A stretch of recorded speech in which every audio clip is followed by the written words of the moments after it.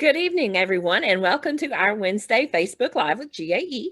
I'm Lisa Morgan, a kindergarten teacher in DeKalb County and current president of the Georgia Association of Educators. And I'm Sharon Doe. I'm a high school physics teacher in Augusta, Georgia, and the current vice president of the Georgia Association of Educators. Good evening, I'm Carly Shaw. I'm the secretary treasurer of GAE and a physical science middle school teacher in Fulton County. My name's Joe Fleming. I'm the lobbyist for GAE at the state capitol. And I am Mike McGonigal, GAE General Counsel. And thank you all for joining us this evening. We have a very special guest this evening, and I'm so excited for her to introduce herself to you. She is one of our candidates that we supported in the 2020 election, and she is Representative Rebecca Mitchell. She represents a district in Gwinnett County, and we are excited to have you joining us again, Representative Mitchell, and tell us our great news for this evening. Well, thank you for the introduction. I had not realized there was a physics teacher among us, so now we all know who we can consult for all questions about anything in life. I am coming to you tonight because I actually dropped 2 bills today, and they're my very first bills ever that I have led in the legislature, and they are both education focused. One of the bills is really quite simple. It actually changes 3 words in Title 20, which says if a strategic waiver school system is being taken over. Currently, there were 3 options, and one of them included being taken over by a for-profit charter, and we simply removed the for-profit charter language from that. So if a strategic waiver school system does get taken over, it will have the option of being taken over by a non-for-profit charter or by the state independently. So hopefully I think that bill should be able to get through, and we should have some support for that because it is not a situation that a school system has been in yet. So no one is affected yet by the legislation. Therefore, it doesn't cost anything. But it also puts us in a position where we don't have to worry. So for instance, I am in a strategic waiver school system, and if we were to fail the checkpoints, I would prefer that this school system is still run by a not-for-profit, whether that be the state or a charter. And the second piece of legislation was a little bit more complicated, and I thank GAE for all the effort in putting this together. We were looking at the implications of different waivers on school systems, so looking at both strategic waiver school systems and charter school systems, and which waivers should which elements of the code should not be able to be waived. So which of these are not necessarily linked to student achievement, and which of these are elements that have a big impact. So for example, class size is one of the elements that we picked. And I was using the example of, well, what if my school system has an expectation of 16 children in the classroom and they actually have 30? That's a big difference. And I was talking about this bill this weekend, and one of the people in attendance was actually a local teacher, and she said, our class has 43. And that was fairly stunning to me because she was teaching an upper level course, and I did not expect that she would actually be managing 43 students. But because we're in a waiver system and we don't have enough data, we don't actually know that those classes have that many students in them unless there's some type of accountability attached. So there was a series of different waivers that we looked at that included things like class size, but also things like minimum teacher pay, qualifications, and there's a whole list here. Physical education requirements, salary schedule, duty-free lunch, which is hard to connect with student achievement, which is the goal of waivers. And this bill, hopefully we'll have a bill number tomorrow morning, and we could actually post it so folks can take a look and give feedback. And I think feedback is certainly welcome and appreciated, especially from this group, because you really know on the ground what each of these elements does and how it affects your ability to have children learn efficiently. Thank you. That is so exciting for us.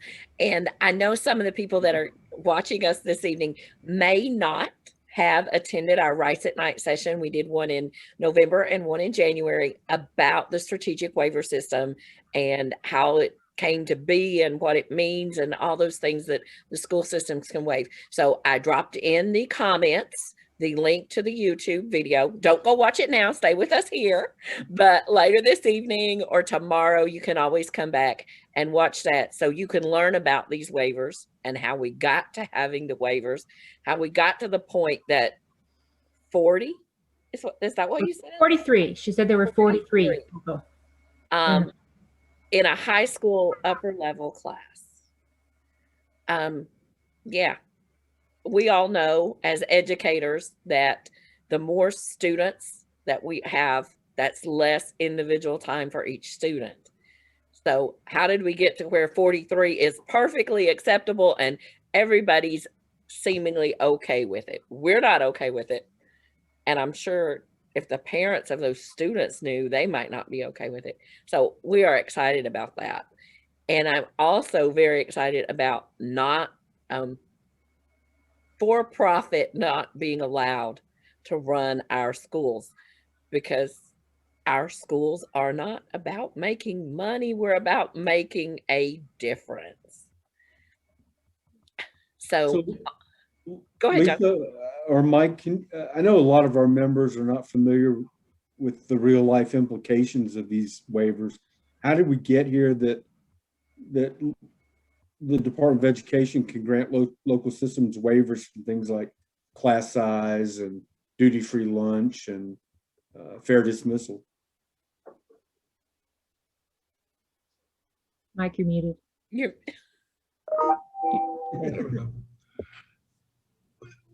Yeah, so it goes back around 20 years or so. It's called various names, the accountability movement, which began in the late 90s and picked up a little steam under Governor Barnes. They adopted the first charter school law in Georgia, giving the ability for a nonprofit to start up a brand new charter school or convert an existing public school to charter school status. So that sat there for a number of years and there wasn't a lot of activity, not a whole lot of charter schools sprang up in Georgia. But if you get up into 2008 is when you find a lot of activity.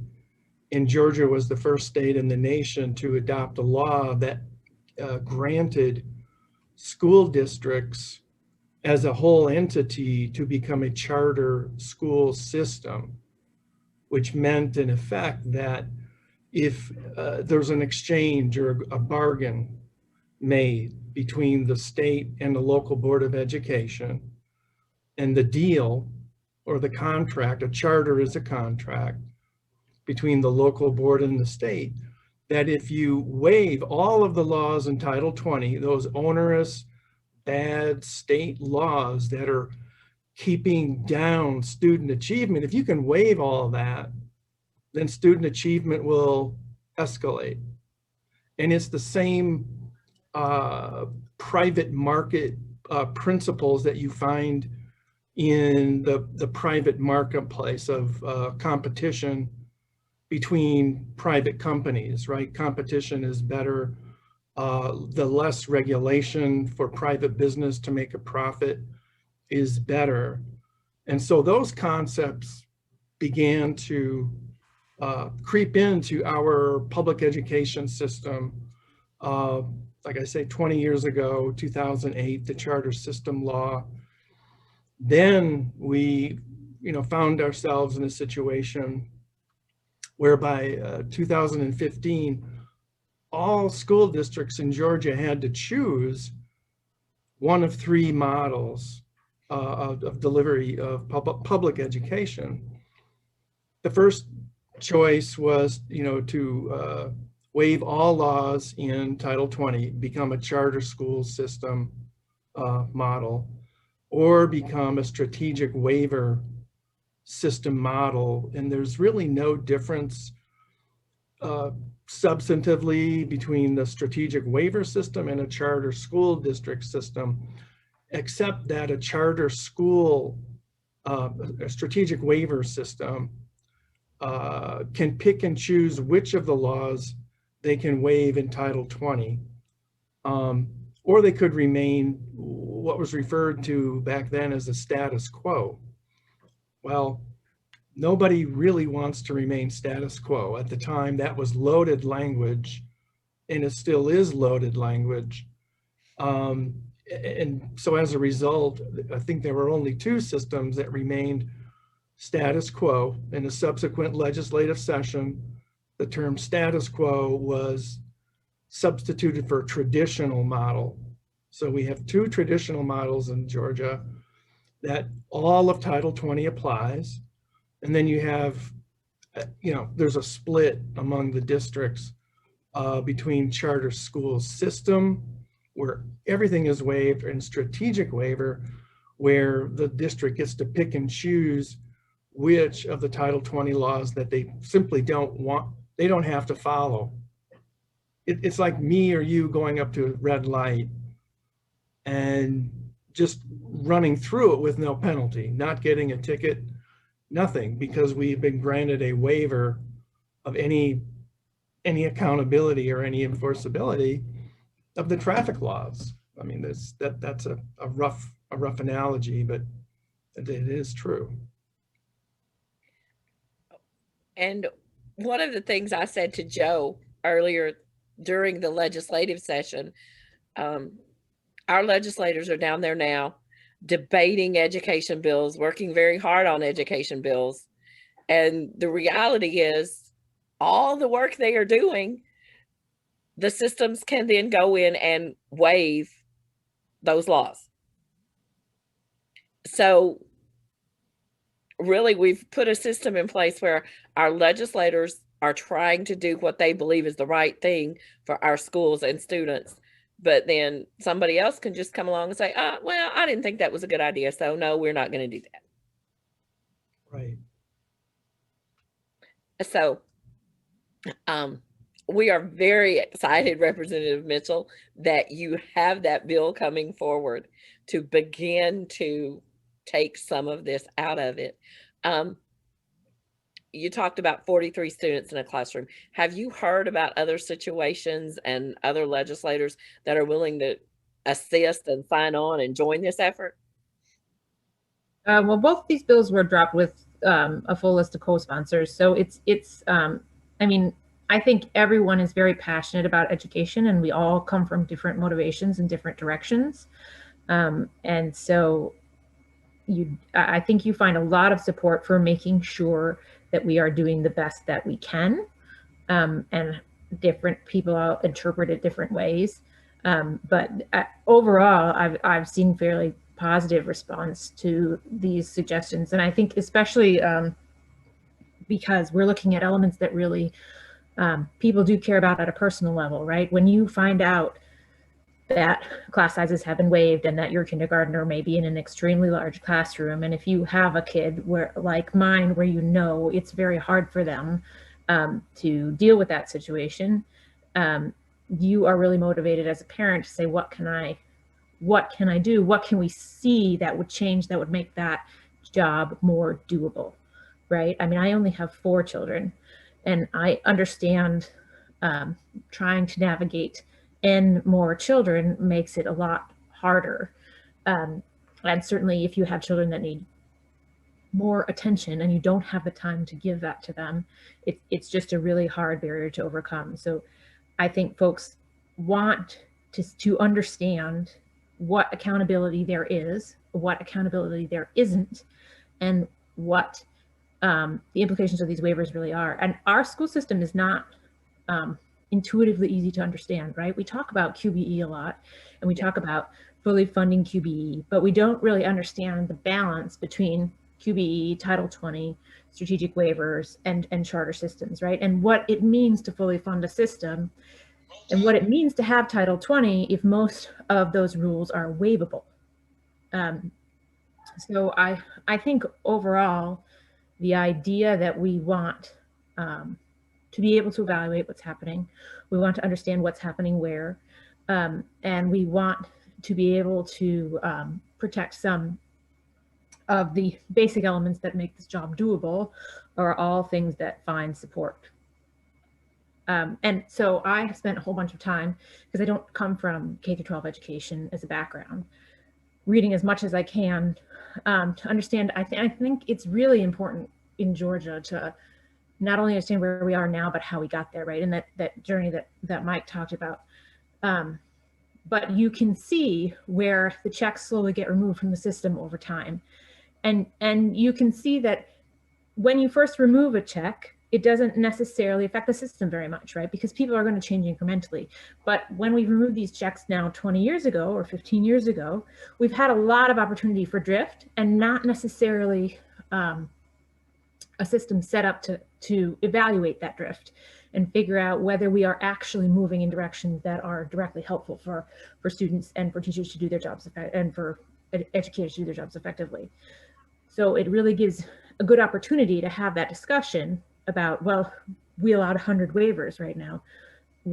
Which of these 100 waivers matter, and which of these 100 waivers are making this job easier to make the outcomes that we want to see, and which of these jobs are making learning easier for children, and which of these changes are making learning easier for children. So we really have an opportunity to have that full discussion. And I think here we're focusing on specific waivers because there are some of those that have obvious accountability elements, and there are some of them that have obvious space where there seems like accountability would be very hard to prove.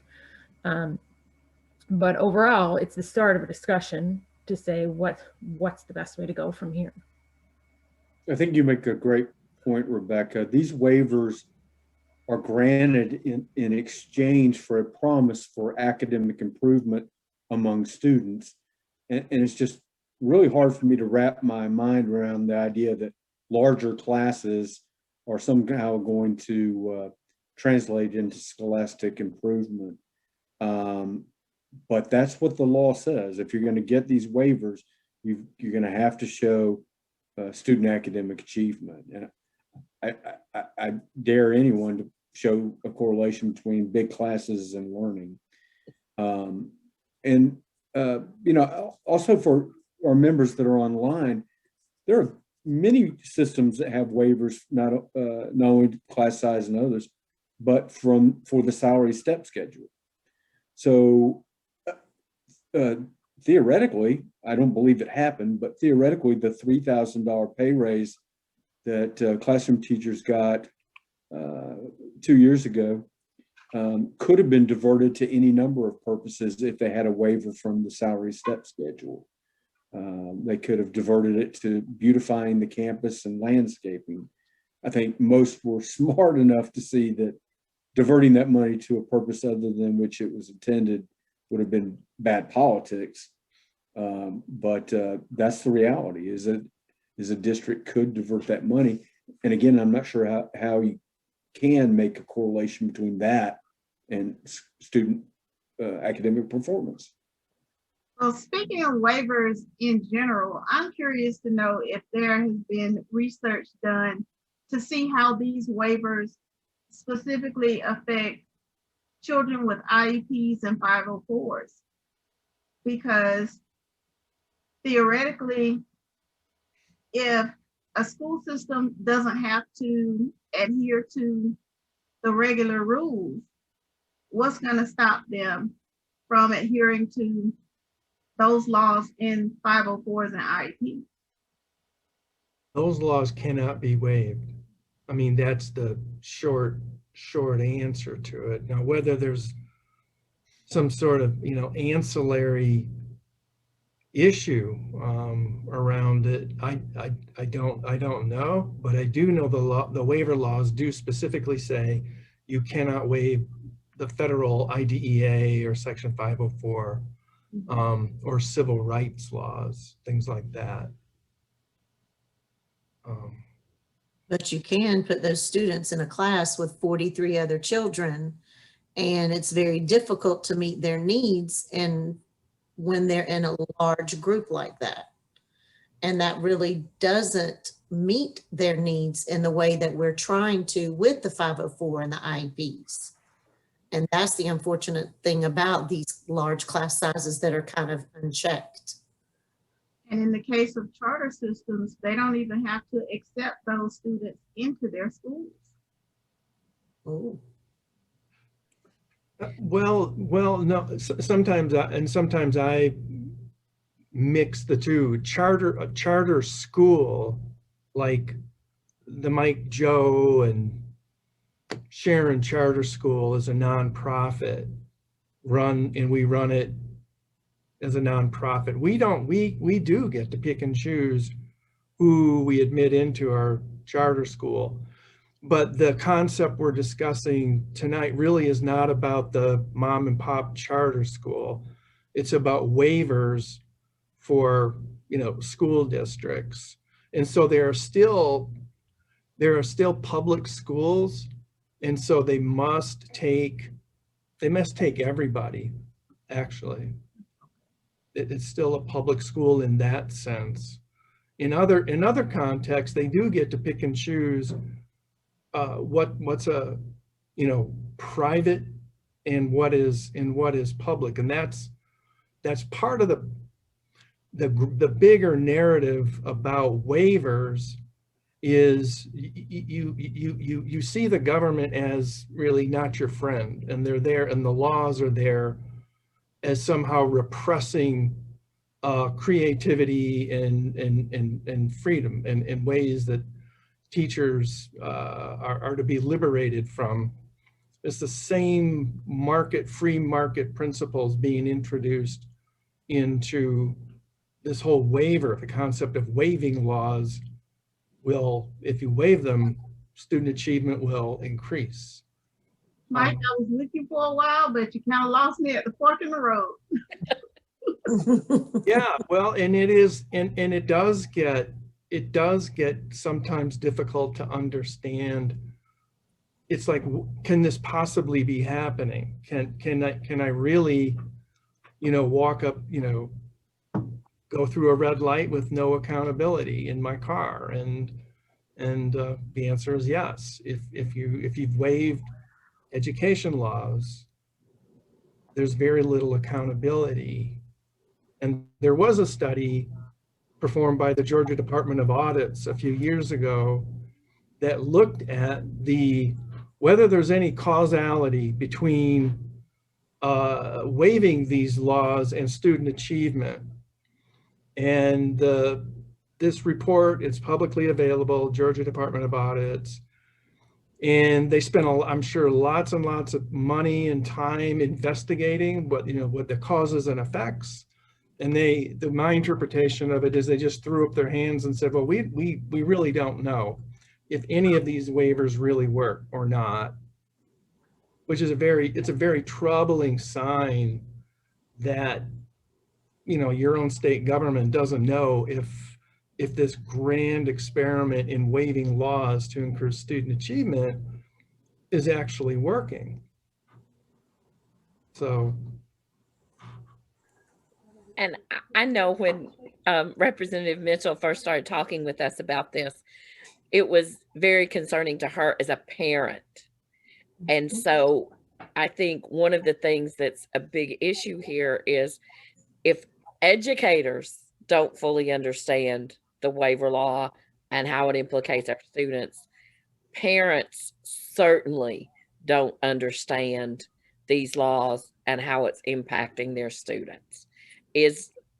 Representative Mitchell, is that something that you found even with our legislators? Were they aware of all of these waivers and how they could impact students? I think it's really hard to have a grasp of what's in Title 20 and what can be waived without actually sitting down and going through line by line in Title 20, because it is such a large section of code, and it's not the idea that you can remove parts of it that apply to your district is a hard concept. But I mean, even the fundamental distribution of how our schools are broken down is, I think, something you don't really grasp unless you sit down and have this conversation. Because the idea that we have all this law And then we have some schools that do a little bit of, remove a little bit of the accountability of this law. And then we have some schools that remove a lot of the accountability of this law. And then we're sitting over here talking about changing the law.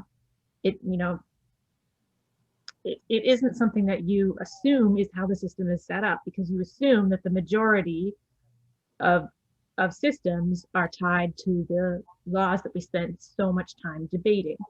And that does tend to come to a surprise, people as a surprise. And I know certainly for me, and this idea of understanding what charter means and understanding what strategic waiver means, it's complicated, right? It's not something you bring up in conversation. It's not something you really thought about unless you spent enough time looking at how the system is set up to even understand, oh, we have 3 totally different systems that are happening here that are all public.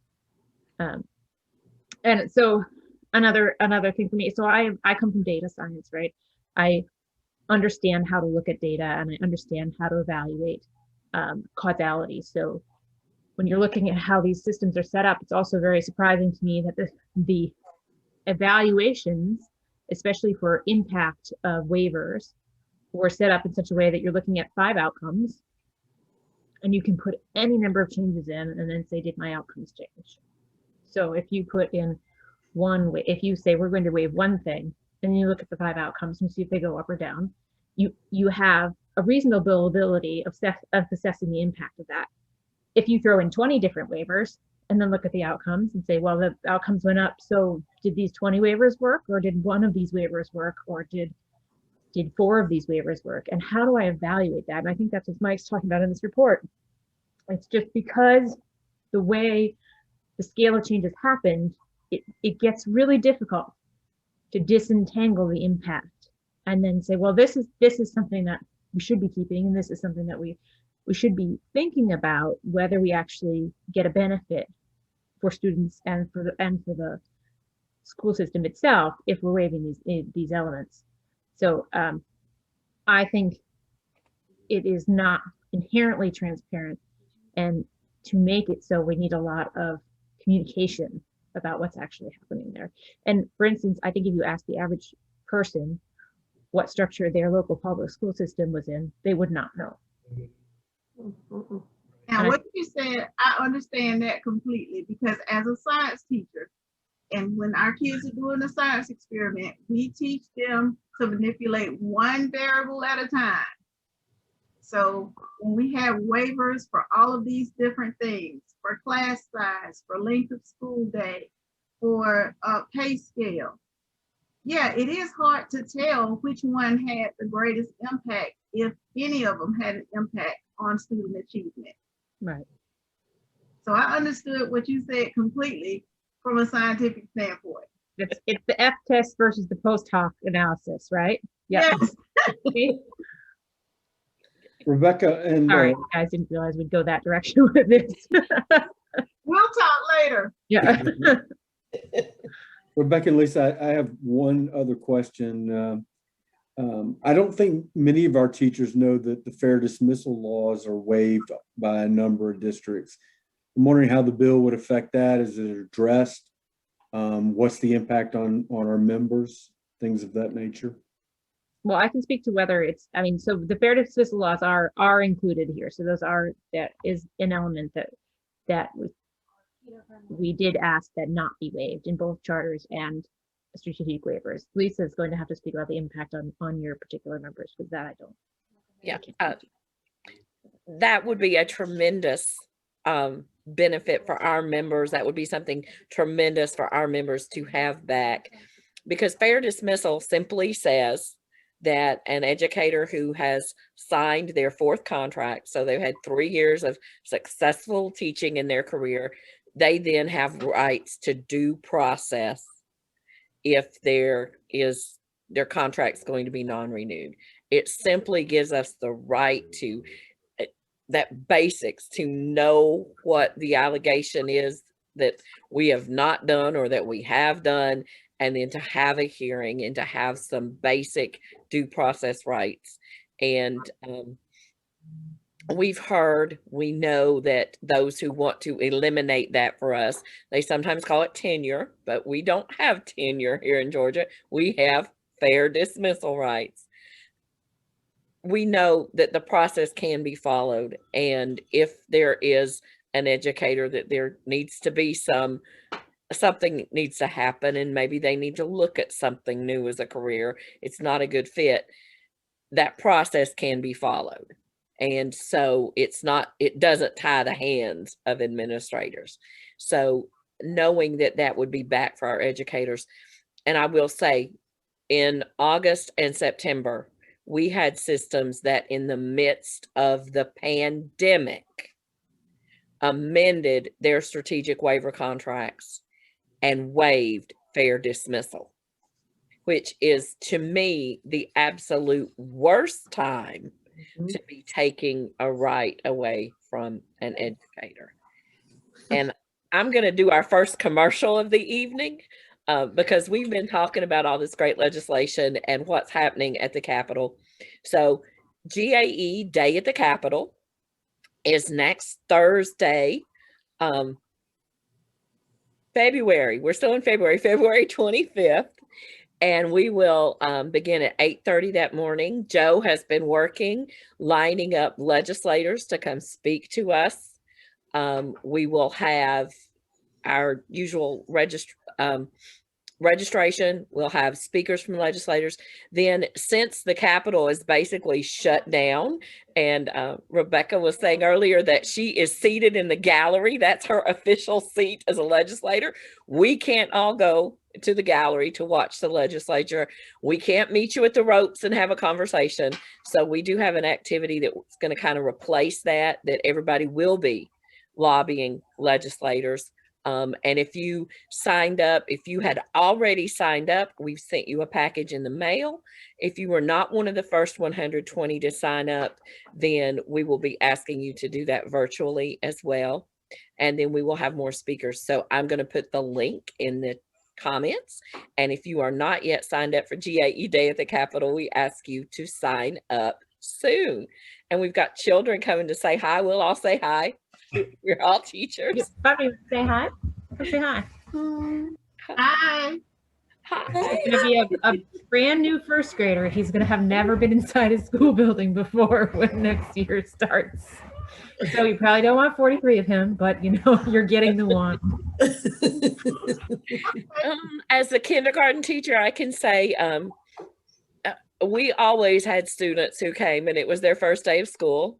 And especially if it was the first day of school and it was the first day for lots of students, lots of tears.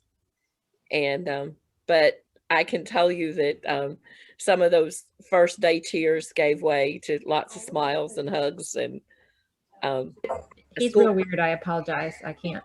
School is fun at that age. We love it. Carly, I think you had a question. I do. I was just thinking, speaking of tears, I heard a terrible rumor today, and I'm hoping that it's just not the case, but I have a question. I know that they had said that they were going to give teachers the $1,000 bonus, and they had tried to add the pre-K in and some other teachers to be sure that we included everyone. And then I heard a rumor that it's going to be based on your income based, and that there may be a chance that some teachers won't receive the bonus. And I'm desperately hoping that that is not accurate. But I know they put a limit on the increase for state employees. I think it was what they're going to get, their bonus. So I'm hoping that there was some confusion there, but maybe you can elaborate. Have you heard anything about that, Jeff? Yeah, well, I've not heard the rumor you're referring to until tonight. Let me explain what's happening. We were expecting the state school board tomorrow to vote on the $1,000 bonus for teachers and ESPs. Later on, they decided to add pre-K educators to the list, and apparently the money's coming from different sources, and part of it's coming from a source that the governor controls. So they're trying to make sure everything lines up okay. I've heard no rumors that it'll be anything but everybody and $1,000 full. Now the 80% I'm guessing may refer to state employees. That's a proposal in the in the 2021-2022 budget. And that actually goes through the appropriations process in the General Assembly, whereas the $1,000 bonus for educators is not in a budget. It's not part of the budget. It's part of CARES and related COVID funds that the Department of Education has. So I'm pretty confident in shooting that down as a rumor, that it would be anything less than $1,000 for educators. And I think one of two things are likely to happen. One, they'll have a special meeting of the board, state school board, to vote on this, or it'll happen at their next meeting in March. But they just, honestly, I think they have some logistical things to fix to make sure all the money is complied with and available. But it never was a part of the budget, never has been part of the budget, but the state employees part is from the budget. Okay, that's good, because that made me very nervous, because it felt like that would be a punishment on those of us who have been in education for a while. And, you know, we want everyone to be included. So thank you for that update. Rebecca, since you have little ones, have you had a chance to work on any bills that affect early education? I have been pinging people about bills that affect early education. There are not a lot of them. I know Don McLeod has one bill looking at pre-K expansion. But I have been talking to folks more on the activist side about what long-term rebuilding early education has to look like here. Because I think we know the impact of this epidemic on early education is fairly devastating, right? That our facilities are closing, we're you know, our enrollment has dropped, and that's because we are keeping our kids at home because we're in the middle of the pandemic, but unfortunately because there isn't a funding structure that supports them, these are all small businesses that are all going to suffer a real financial consequence. But what I am trying to find out is who is working on helping rebuild the system, understanding that the majority of workers in the system are also parents and are also not making equivalent salaries to the needs for their own families. And we really need to make sure, as we are building back and supporting early education, that we're being mindful that it needs to be sustainable for everyone. I certainly support every effort we have to help get more resources in and make it more possible for parents to use early education and more possible to be an early educator and still sustain a family. I haven't seen a ton of movement, but I don't know what you folks have seen because you touch more space than I do. Yeah. And the one thing that I have seen was the bill that will require pre-K to enter kindergarten and require kindergarten to enter first grade. And it does allow homeschool, et cetera, for those. But Joe and I talked about it. I did have the experience one of the 2 years I was teaching first grade, that I had a student who came and was enrolled in my class on October 8th of first grade, and he was already 7. So he was really second grade age. And the day he came to me was the first day he had ever had any type of schooling in his life. So he was literally like having a preschooler walk into first grade in a 7-year-old's body. And my concern that's the one concern for the bill, that we figure out how are we going to help those children, because putting him in pre-K was certainly not the best situation for him. So that's the one. Joe, I know we had lots of House education and Senate education and all kinds of hearings. Are there We sent an action alert this morning about Senate Bill 47. Tell us where we are with all the bad things. Sorry, y'all, we got to talk about the bad stuff for a few minutes. So the voucher bill in the Senate is Senate Bill 47, which attempts to greatly expand the existing private school tuition subsidy law. I don't know if it's because of our action alert, but it was scheduled to be the subject of a hearing today in the Senate Education Committee, but it was later dropped from the agenda. I don't think that means that's the last of that bill. I think they may be trying to fine tune it to win additional support, but the bill takes the existing special needs scholarship and puts it on steroids. It could grow the program, some estimates by as many as 30,000 students. It currently serves about 4,600 students, and the cost is pretty substantial. And keep in mind, the cost comes directly from public education into these private schools. Now, some of them are designed to assist students that have certainly special disabilities, but as you know, our public schools are required to offer accommodation and help to those with disabilities and learning disabilities. Private schools are not. So there's this underlying assumption in almost every committee hearing that, well, by de facto, private schools are the better way to go, when in fact, they may not have the level of experience in dealing with some of these kind of students, and they're under no obligation to offer any program whatsoever for them. So that's Senate Bill 47. I believe that bill will be back up possibly next week, and for a vote. They took some testimony last time. I don't know if they're going to continue that or not, if there'll be a vote. Now, tomorrow, the House Education Committee meets at 8:30 in the morning. Their current agenda is blank, essentially. It says the agenda is subject to the decree of the chairman.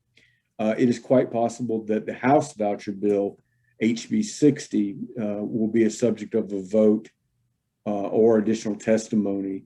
In the last hearing on HB 60, also a voucher expansion bill, no outside groups were allowed to testify because time constraints ran short. So I believe the chairman will give those in favor and in opposition opportunity to speak, but it could be followed quickly by a vote.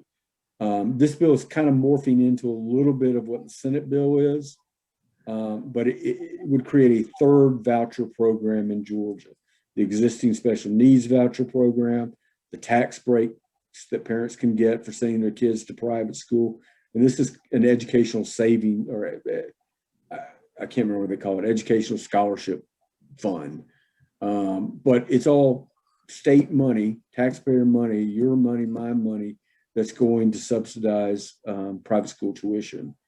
And it duplicates a lot of the things that are already covered on the existing needs, special needs voucher. So the voucher bills are there. They're moving kind of slowly, but they are moving. And I would encourage you, if you have not acted upon our action alert on HB 60, that you pull that back up and contact members of the Education Committee and your own representatives. And then, of course, on Senate Bill 47, as Lisa, a call to action went out last night and today. And your voice really does matter. I would encourage our members to write in their own language, write their own personalized letter. They're much more effective, but even volume counts some bit. But we've got a real challenge with these two voucher bills. Now, is it House Bill 60? Is that the one that if the school is not open 5 days a week during this pandemic, they can use the money to go to a private school, which from what I've seen, many of the private schools are not open 5 days a week. Yeah, actually, the sponsor took that part out of the bill, so it's no longer a part of it. What part did he take out?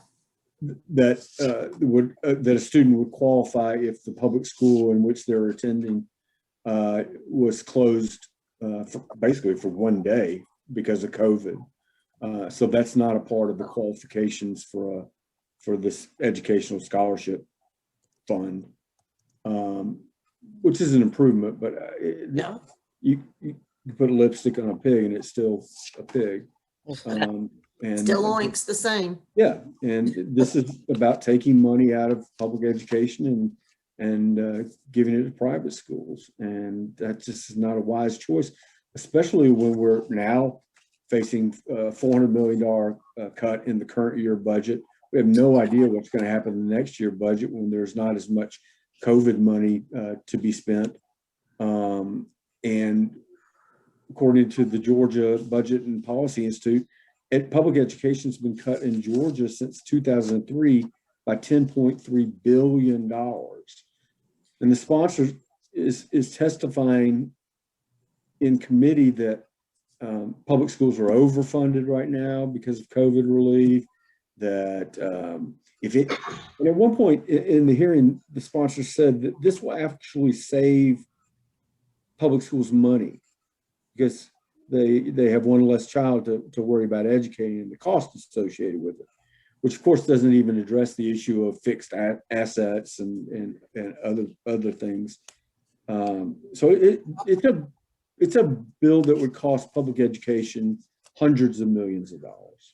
Do they not know about the millions of dollars that public education lost already? Lisa, you watched the hearing, I'm sure. I don't know how the sponsor could come to the conclusion that we're overfunded. I listen to you real good and play that back in my mind to make sure I heard you correctly. I'll say it, Joe. I can say it. I tried to listen to the sponsor of the bill, but it seemed to me that he stretched things to the breaking point, saying that schools were actually overfunded this year. His reasoning was because we got CARES Act money and that was more than the QBE cut. But the CARES Act money, that's his stretch. Let's bring it back to reality. The CARES Act money was to help us deal with COVID-19 and the pandemic and the things that QBE could not pay for. QBE funds could not be used to buy masks for educators and students. QBE could not be used to pay for hand sanitizer because heaven knows I've been buying my own hand sanitizer for years. Mm-hmm. Yeah, haven't you? So I'm not going to get started on that one because we'll be here all night. All night. I did put the action alert in the comments for our members to email the members of the committee. And as Joe said, take the message that's there and, no reason to reinvent the wheel. You don't have to, completely rewrite it, but do like you do with your lesson plan and look what's there and make it your own. We're experts at that as educators. We are getting really late on time tonight, y'all. And there's a couple of things we have to mention. And we've got to talk about the COVID numbers because it wouldn't be Facebook Live if we didn't address that reality and what's happening with our members. So next Tuesday night at 6:30, Mr. McGonigal and I will be having Rights at Night to talk about one of the things that the school systems aren't waiving, and that is the provisions of teacher contracts and how those impact us and our rights and responsibilities with that. And so I'm going to put that link in the comments. If you are not registered for Rights at Night next Tuesday night, I know we will get the answers to a lot of the questions about teacher contracts. And I have this past Saturday during our rally that so many of you attended, and we did stream it live on Facebook as well. We had a lot of questions about how the pandemic and COVID-19 is impacting our contracts. And we'll have all those questions ready, and we will have the answers prepared for you so you can get those answers during our Rights at Night.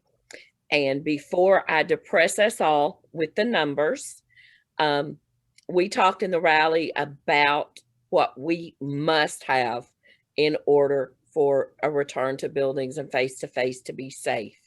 And if you are not in attendance and you want to join us in making sure that our colleagues and our students get what we need, text the word pledge to 48744, and then you will get a link back to complete the pledge, and it will give us your information so that we can make sure that all of our colleagues and students in Georgia are safe.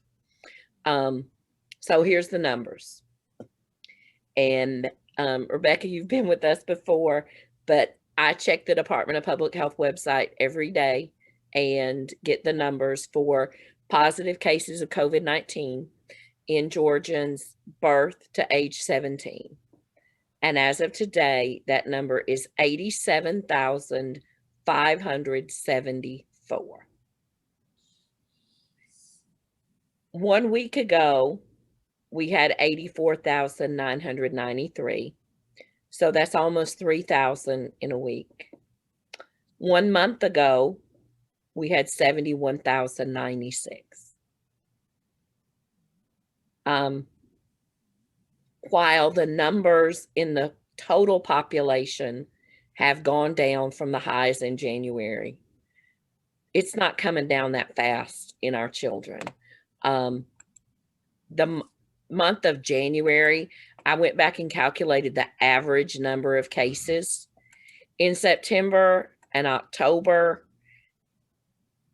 it was around 150 new cases a day. In November, it was 234. And then we hit December, and that doubled to 572. In January, 715 per day. So far in February, we're still at 435. So February's a little bit less than December, but we're not back down to the numbers in children that we were in September and October. But the number of cases overall in all ages is back down to that September and October level. So it's very concerning. And again, it's very concerning that we still have school systems that are not following the CDC protocols. And that's something else I want to let everybody know, that I will be, if you are a local leader, I will be sending this information out. And as soon as I get permission from NEA to share it on social media, I will. NEA hosted a roundtable with officials from the CDC on Monday. And we have all that information, and we have the guidance and everything clearly laid out from the CDC. And what the CDC is saying is what we have been saying, that if there is high community spread, masks must be mandatory. A minimum of 6 feet must be between people. That ventilation must be improved. Hand washing must happen. And they also say that if we are going to be face-to-face when there's high community spread, that we have to begin testing, screening testing, to determine who is positive and who may be asymptomatic positive. And of course, all of those things require money, and none of those things can be paid with QBE, right? So we do need that final, we need Congress to pass the next package of bills for coronavirus relief. And that's where we are. So we've got 4 minutes left. Joe, tell us what we have to look forward to next week in the legislature, and Obviously, the voucher bills, we're going to be sending that information to our members over and over. We need you writing your representatives about the voucher bills.